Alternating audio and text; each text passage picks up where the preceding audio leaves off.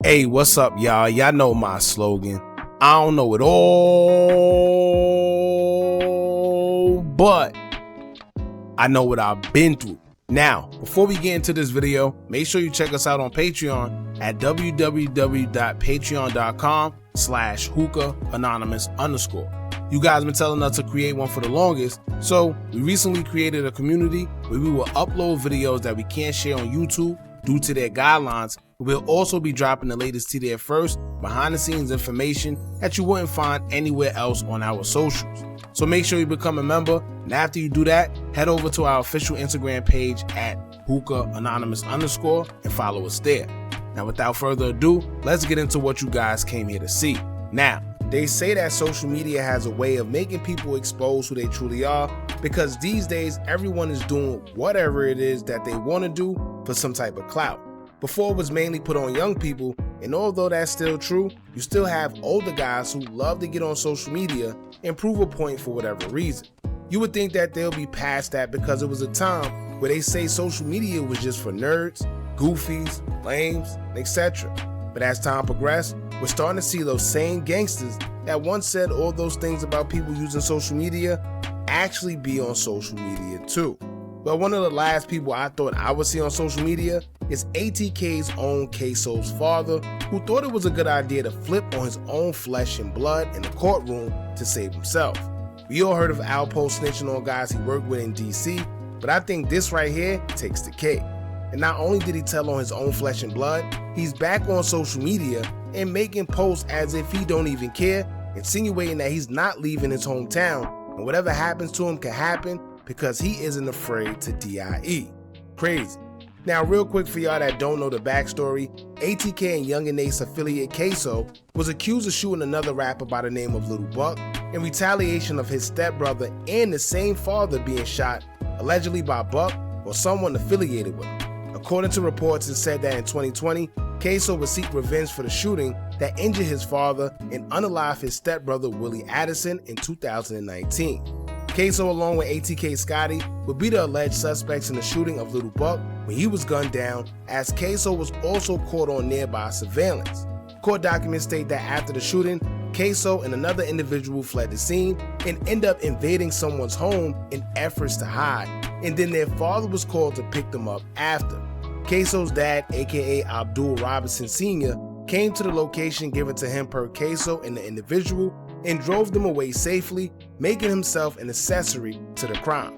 He was charged for his involvement, sat in jail as most thought he was going to just take his time like a man who was accused of wrongdoing, but that's until he decided he couldn't take the time that he was about to face. Now don't get us wrong, Queso was already cooked, because aside from being caught on surveillance, they also have cell phone towers pinging the phone he used close to the scene of the shooting of Little Buck, and they also claim that Queso thought it was cool to troll Buck right before unaliving him.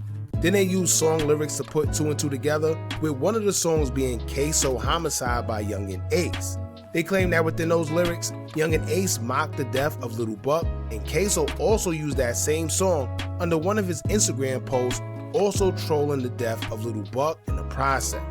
Plus, it was a lot more that they had against Queso on top of cooperating informants within the case, aside from just his father.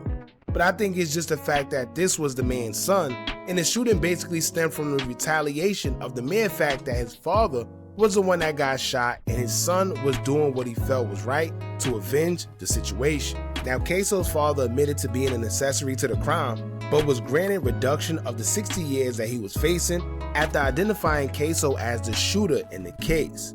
Now, honestly, we all know that the feds know that his father was lying. His father claimed that when he went to go pick them up, he was unaware that a crime was even committed, and initially he was just going there to help them because he thought that they needed a ride. But this is the same person that took them to another location before going home to burn the same clothes that they were wearing, giving the indication that he knew something wasn't right.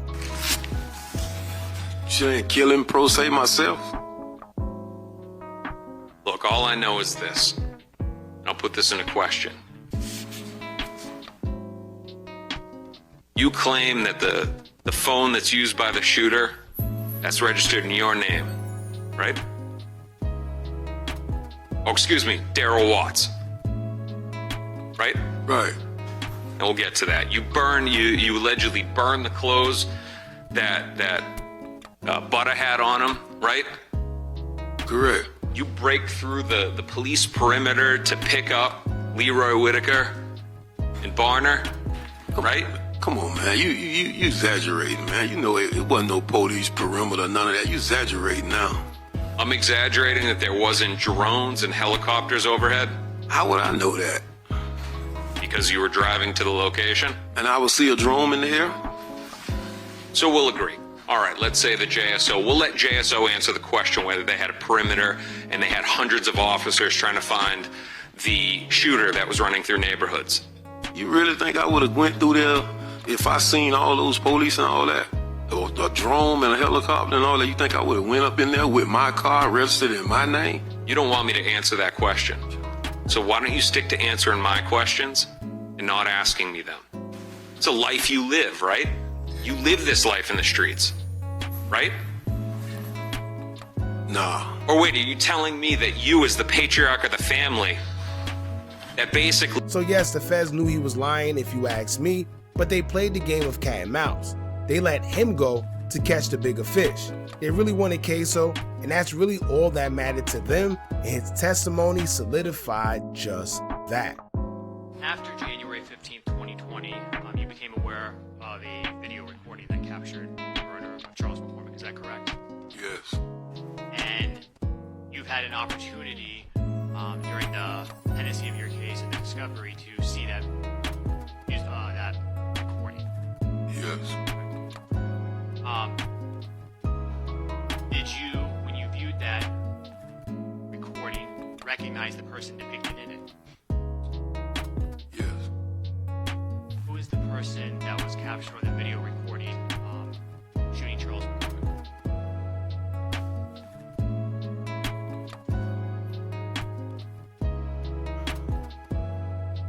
My son. What's your son's name? Okay.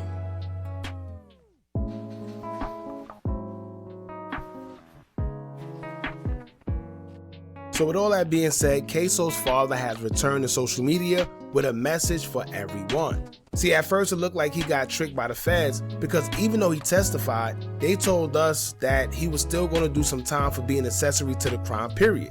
In which I thought so too, because whether he testified or not, he still played a role in the crime. But in this world, unfortunately, as long as you're willing to cooperate, the system will have leniency for you no matter what you are being accused of. So shortly after testifying, Queso's dad was released. He's been getting death threats, people claiming that they're gonna do whatever they're gonna do when they see him, and telling him he better relocate to another city. However, he's letting it be known now that he's not going anywhere, and whatever's meant to happen to him, he's comfortable with because he's not afraid to DIE. In fact, he says that he welcomed it so he could be closer to his God. Y'all check this out. They say I better leave Jacksonville if I want to. See, I'm Muslim. We understand the only way to meet God is through the graveyard. See, we love death like y'all love life. That's gonna give me the odds all the time. Cause y'all don't wanna die. It don't matter to me. Now, you know, when he says that, it does make a lot of sense, but it's a gift and a curse. Because it's cool not to fear death, because you're not supposed to, being that death is inevitable, and it's the only thing guaranteed in this lifetime. But it also makes me wonder, can that be the reason why you see a lot of these guys have no problem crashing out? Is it because they don't fear death, and even if they do end up losing their life, it's still a win for them anyway? Kinda interesting when you think about it. But anyway, aside from all that, Queso's dad also just revealed in his story that he has an interview dropping with DJ Vlad, and I'm sure it's basically going to be him speaking on the whole Queso snitching situation. And we already heard his reasoning. Now, sitting here today, you realize that you are testifying against not only co-defendants, but family members. Yes. Why are you doing that? I have a number of reasons. What are they? I got some health issues. I got 2 6-year-olds and an 8-year-old daughter. And, you know, when my 8-year-old daughter asked me when I'm gonna come take her to the daddy-daughter dance. Objection, hearsay relevance. Never rolled. You can answer. When she asked me over each year when I'm gonna come take her there, and I keep letting her down. Then my 6-year-old son, when he asked me if I'm gonna come to his football games, come take him fishing. My other 6-year-old, he asked me,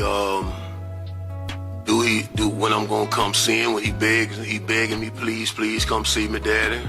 He wanna teach me how to play the game, but he don't know where I'm at. You know, things like that. I don't even think he needed to be doing no interviews in the first place, but he decided to do it for whatever reason. You would think someone that told on their own son would be laying low and not trying to be in the spotlight, but instead this man is out here doing everything he needs to be in the spotlight, which he's not a celebrity, he's not an influencer, he's not an artist, nothing. So what can they possibly talk about other than Queso, right? And like I said, it's really nothing he could say for what he did. I personally believe that as a man, once you involve yourself in anything, you gotta wear that.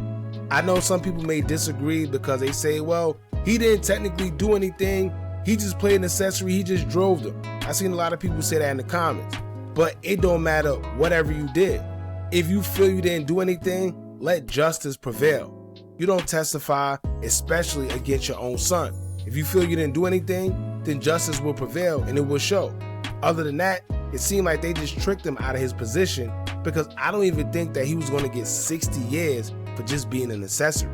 However, he had other cases going on, and to be honest with you, it seemed like to get out of those other cases, he did what he had to do other than just being an accessory to the crime that he was being accused of with his son. Now, I guess we just gotta wait and see how everything play out. Other than that, y'all jump in the comments, let me know what y'all think about all this. How do y'all feel about his message to everybody? And how do y'all feel about him going on an interview with DJ Vlad? And I guess talking about whatever it is he's gonna talk about. Don't forget to like, comment, share, and subscribe. Hit that bell so you're notified every time we drop new content. And remember, as long as you keep on watching, I'ma keep on dropping. I'm out.